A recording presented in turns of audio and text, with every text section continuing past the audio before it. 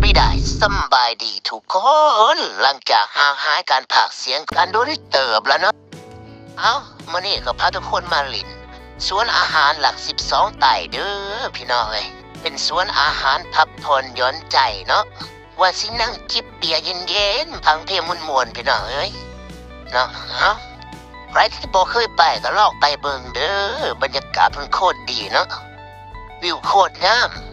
ว่าจะไปท้ายหัวท้ายห้อยเนาะไปรินคนต่อคอนเทนต์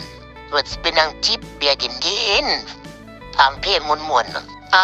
เดี๋ยวสิพาไปเบิ่งบรรยากาศหอบๆเนาะโอ้ยนะนี่มาครับสาวๆเนาะเอฟสารขายกล่องนี่เนาะบรรยากาศหอบๆมาสิประมาณนี้เด้อทุกคนเลยตัวเพิ่นนี่ลายแห้งเนาะมักตูบได้แจได้ก็เลือกเอาเนาะนี่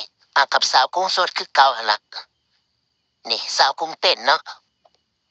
ว้ายสาวเสือดำเสือดำเด้าหน่อยเสือดำเด้าหน่อยเฮ้ยตัดภาพมาอีกเทื่อตำส้มก็มาเป็นที่เรียบร้อยเนาะสาวกุ้งสด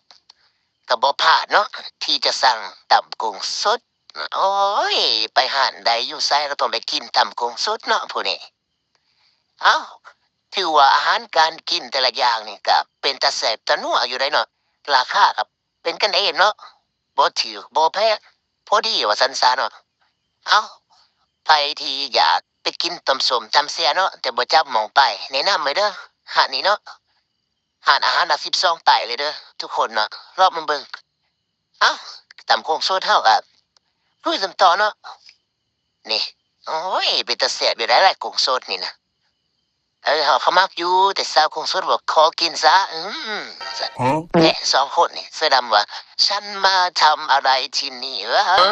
ตัดผ้าใหม่เพื่อกับเบิดที่เรียบร้อยเนาะ